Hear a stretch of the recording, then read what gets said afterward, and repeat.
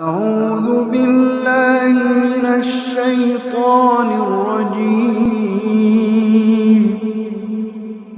بسم الله الرحمن الرحيم.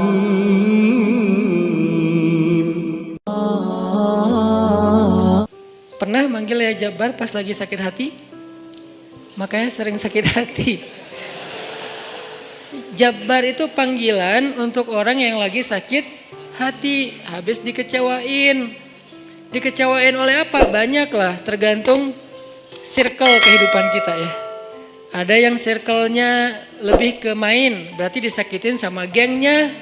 Ada yang circle-nya lebih ke romantis-romantisan, disakitin oleh mantannya.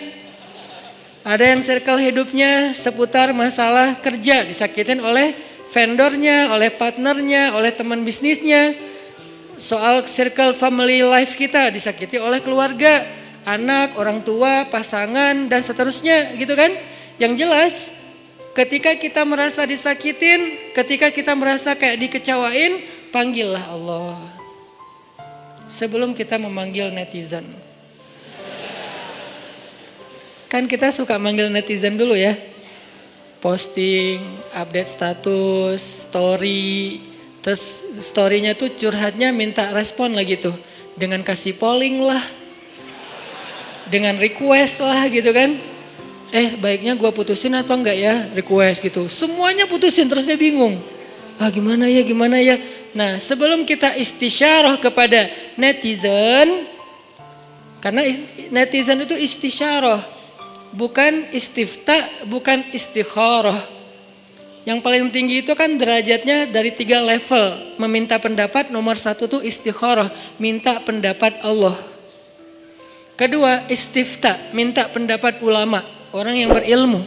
Ketiga, istisyarah, minta pendapat orang yang lebih bijak dan berpengalaman.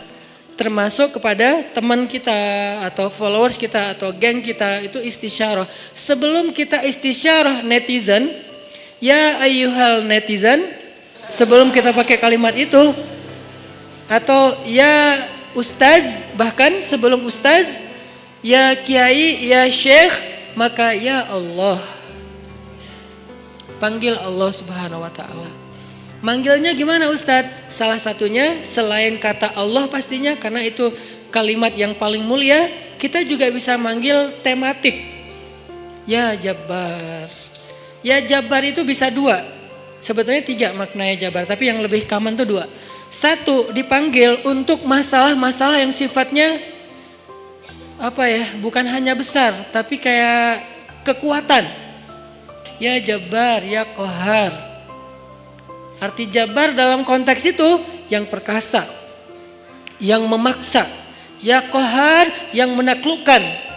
Sehingga dipakailah kalimat Jabbar, Qahar, Aziz, kan kata-kata yang nama-nama yang perkasa gitu, untuk doa-doa yang sifatnya biasanya dipakainya dalam kondisi terzolimi. Ini doa-doa orang yang terzolimi. Kayaknya nggak perlu dihafal juga sih. Bukan gak perlu dihafal, gak perlu dipakai. Kenapa? Berharap kita tidak mendoakan orang yang zolim. Kecuali yang dizolimi dalam urusan agama.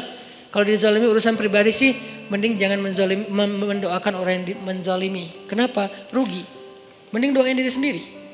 Ketika kita punya kesempatan doa kita diijabah, jangan kasih doa itu untuk orang lain. Rugi, walaupun bentuknya mendoakan atas keburukan, tetap rugi.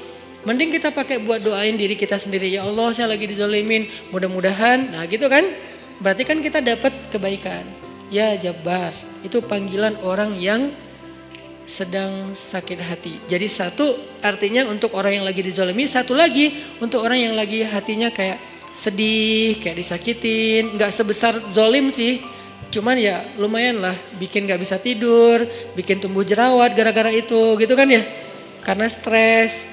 Jadi intinya adalah panggil Allah kalau kita lagi sakit hati dan dikecewain.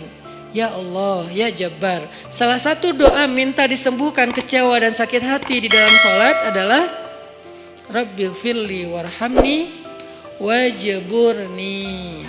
Kalimat wajburni. Selama ini kita baca enggak? Kan? Tahu artinya? Hampir. Apa arti wajiburni? Bukan paksa aku dong Allah, enggak. Padahal arti jabar juga yang memaksa kepada kehendaknya. Tapi kalimat wajiburni, makna jabar di sini makna yang ketiga di antara 3 makna jabar, yaitu yang mengobati sakit hati. Jadi ketika kita berdoa, Rabbighfirli warhamni wajburni warfa'ni warzuqni wahdini wa'afini. Banyak banget ya. Luar biasa kita ya. Wajburni itu artinya kalau kita terjemahin, sembuhkanlah sakit hati saya.